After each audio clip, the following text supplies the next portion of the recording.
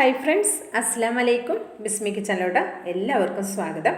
ഇന്ന് നമ്മൾ ചെറിയ പഴം കൊണ്ടുള്ള നല്ലൊരു അടിപൊളി 4 മണി പലഹാരമാണ് തയ്യാറാക്കുന്നത്. നല്ലൊരു വെറൈറ്റി ആയിട്ടുള്ളതാണ് കേട്ടോ. അപ്പോൾ ഒരു പ്രാവശ്യമെങ്കിലും ട്രൈ ചെയ്ത് നോക്കണേ. നല്ല ടേസ്റ്റിയുമാണ്. ഈ പഴം നമ്മുടെ വീട്ടിലുണ്ടായ പഴമാണ്. ആദ്യമായിട്ടാണ് ഒരു വാഴ കൊലച്ചിട്ട് ഉണ്ടായ പഴമാണ് കേട്ടോ ഇത് മൈസൂർ പഴമാണ്. അപ്പോൾ നമ്മളവിടെ മൈസൂർ പഴം എന്ന് പറയും. ഇപ്പോൾ ഓരോ സ്ഥലത്ത് ഇതിന് വേറെ പ്രത്യേക പേരായിരിക്കും പറയുന്നത്. പിന്നെ പാളയംകുടം പഴം അങ്ങനെയൊക്കെ പറയാറുണ്ട്. അപ്പോൾ നിങ്ങളവിടെ എന്ത് പഴമാണ് പറയണതെന്നൊന്ന് കമൻറ്റ് ചെയ്തേക്കണേ. അപ്പോൾ ഞാനൊരു 5 പഴമാണ് എടുത്തിട്ടുള്ളത്. ചെറുപഴം നമ്മൾ ഈ 5 എണ്ണത്തിൻ്റെ തോലൊക്കെ കളഞ്ഞിട്ട് കട്ട് ചെയ്തെടുക്കണം. കട്ട് ചെയ്തെടുക്കുന്നത് ഞാൻ ഒരു പഴത്തിന് 2 ആയിട്ടാണ് കട്ട് ചെയ്തെടുക്കുന്നത്. ഇപ്പോൾ നമുക്കിതൊരു 3 ആയിട്ടൊക്കെ കട്ട് ചെയ്തെടുക്കാം. ഇത്രയും അത്യാവശ്യം വണ്ണമുള്ള പഴമായതുകൊണ്ട് കട്ട് ചെയ്തെടുക്കാം. പക്ഷേ ചെറുപഴം നമ്മളങ്ങനെ കട്ട് ചെയ്യുന്ന സമയത്ത് നമ്മളിത് മാവിലേക്ക് ഇടുന്ന സമയത്ത് കയ്യിലൊരു പകുതി ഭാഗം ഇരിക്കും, പകുതി ഭാഗം മാവിലേക്കും പോകും. ആ രീതിയിലായിരിക്കും. അപ്പോൾ ഇത്രയും നല്ല പഴുത്ത പഴമായതുകൊണ്ട് അപ്പോൾ ഞാനിങ്ങനെ 2 ആയിട്ട് തന്നെയാണ് കട്ട് ചെയ്തെടുത്തിട്ടുള്ളത്. ഇത് നമുക്കിന്നിവിടെ നീക്കി വെക്കാം. നമുക്കിതിലേക്കൊരു മാവ് റെഡിയാക്കി എടുക്കണം. അതിനായിട്ട് ഞാൻ മിക്സിയുടെ ഒരു ജാർ എടുത്ത് വെച്ചിട്ടുണ്ട്. ഇതിലേക്ക് നമുക്ക് തേങ്ങയാണ് ചേർത്ത് കൊടുക്കുന്നത്. 1/2 കപ്പ് തേങ്ങ. ഇപ്പോൾ കപ്പിൻ്റെ അളവൊന്നും വേണമെന്നില്ല, നമ്മൾ ഏതെങ്കിലും ഒരു ഗ്ലാസ് അളവായിട്ട് എടുത്താൽ മതി. ഇപ്പോൾ 1/2 കപ്പ് തേങ്ങ മിക്സിയുടെ ജാറിലേക്ക് ചേർത്ത് കൊടുത്തിട്ടുണ്ട്. ഫ്രഷായിട്ട് ചിരകി എടുത്തിട്ടുള്ള തേങ്ങ എടുക്കാൻ ശ്രദ്ധിക്കണം കേട്ടോ, അപ്പോഴാണ് കുറച്ചുകൂടി ടേസ്റ്റ് ഉണ്ടാവുക. ഇനി ഞാൻ ഇതിലേക്ക് ഒരു കോഴിമുട്ട ചേർത്ത് കൊടുക്കുന്നുണ്ട്.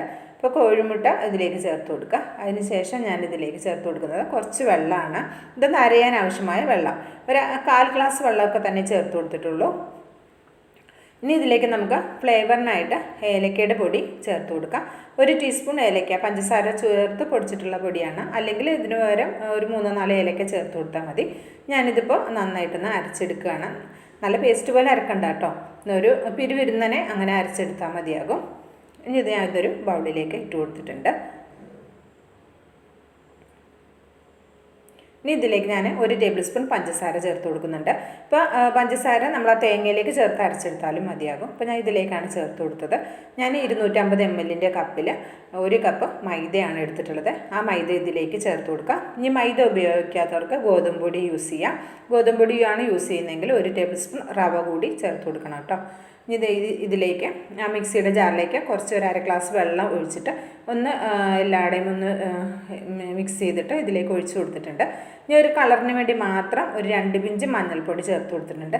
നമ്മളിതിലേക്ക് അപ്പസോഡയൊന്നും ചേർത്ത് കൊടുക്കേണ്ട ആവശ്യമില്ല. കോഴിമുട്ട ചേർത്തതുകൊണ്ട് അപ്പസോഡ ആവശ്യമില്ല. നല്ല സോഫ്റ്റായിട്ട് വന്നോളും കോഴിമുട്ട ചേർത്തതുകൊണ്ട്. ഇപ്പം നിങ്ങൾക്ക് കോഴിമുട്ട വേണ്ടാതെ അവോയ്ഡ് ചെയ്യുകയാണെങ്കിൽ 1 പിഞ്ച് അപ്പസോഡ ചേർത്ത് കൊടുത്തോളൂ. അപ്പോഴാണ് കുറച്ചുകൂടി സോഫ്റ്റായിട്ട് കിട്ടുക. അപ്പോൾ നല്ല സോഫ്റ്റായിട്ട് നല്ല പതും തന്നെ കിട്ടും. അപ്പസോഡ ചേർത്ത് കഴിഞ്ഞാൽ, ചേർത്തില്ലെങ്കിലും കുഴപ്പമൊന്നുമില്ല കേട്ടോ. ചേർത്താൽ കുറച്ചുകൂടി സോഫ്റ്റായിട്ട് കിട്ടും, അത്രയേ ഉള്ളൂ. അപ്പോൾ അത് ഇതിലേക്ക് നമുക്ക് ആവശ്യത്തിനുള്ള വെള്ളം ചേർത്തിട്ട് നമ്മൾ സാധാരണ പഴംപൊരിക്കൊക്കെ മിക്സ് ചെയ്യുന്ന അതേ ഒരു ബാറ്ററിൽ നമുക്കിതൊന്ന് കലക്കിയെടുക്കാം. ഒരുപാട് ലൂസായി പോകരുത് കേട്ടോ. അപ്പോൾ ഞാൻ ഈ കലക്കുന്ന ആ ഒരു കൺസിസ്റ്റൻസി നോക്കിക്കൊണ്ടു ആ ഒരു രീതിയിലാണ് നമ്മൾ ചെറുപഴം മാവ് പൊരിക്കാനായിട്ട് മാവ് തയ്യാറാക്കി എടുക്കേണ്ടത്.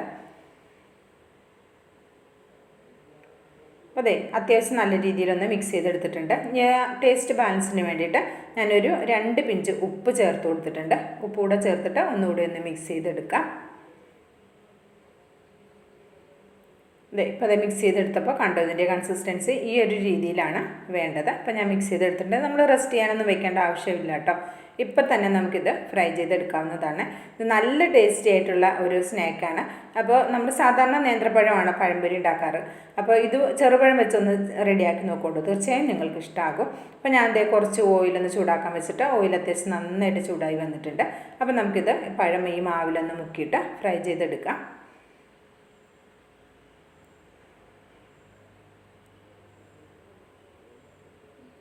നമ്മൾ പഴം ഇതിനു മുമ്പ് വേറൊരു രീതിയിലും ചെറുപഴം ചെയ്തിട്ടുണ്ട് കേട്ടോ. അതിൻ്റെ വീഡിയോ ഒന്ന് കണ്ടു വെക്കൊണ്ടു. അതും നല്ല രസമായിരുന്നു. അത് ഞാലിപ്പൂവും പഴം കൊണ്ടാണ് ചെയ്തിരുന്നത്. ഇപ്പം ഞാനൊരു 3 എണ്ണമാണ് ഈ ഒരു ചീനച്ചട്ടിയിലേക്ക് ഇട്ട് കൊടുക്കുന്നത്. നമ്മുടെ ചീനച്ചട്ടിയുടെ വലിപ്പത്തിനനുസരിച്ച് നമുക്ക് എണ്ണത്തിൻ്റെ അളവ് കൂട്ടിയിട്ട് കൊടുക്കാവുന്നതാണ്. ഒരുപാട് എണ്ണയൊന്നും വേണ്ട, കുറച്ച് എണ്ണ മതി. എണ്ണ കുടിക്കുകയൊന്നും ചെയ്യില്ല കേട്ടോ. ഒരു മീഡിയം ഫ്ലെയിമിൽ നിന്ന് ഒരല്പം താത്തി വെച്ചിട്ട് നമ്മളിത് ഫ്രൈ ചെയ്തെടുത്താൽ മതി. ലോ ഫ്ലെയിമിലേക്കും വെക്കരുത്. അപ്പോൾ ഒരു ഭാഗം ആകുന്ന സമയത്ത് നമുക്കിതൊന്ന് തിരിച്ചിട്ട് കൊടുക്കാം.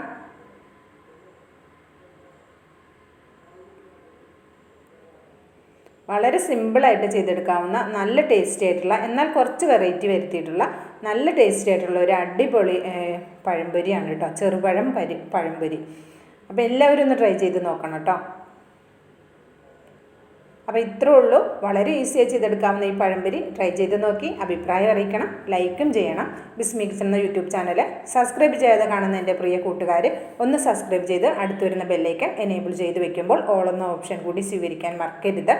ഇൻഷാ അല്ലാഹ് അടുത്ത നല്ലൊരു അടിപൊളി വീഡിയോയുമായി വരുന്നത് വരെ എല്ലാവർക്കും നന്ദി, നമസ്കാരം.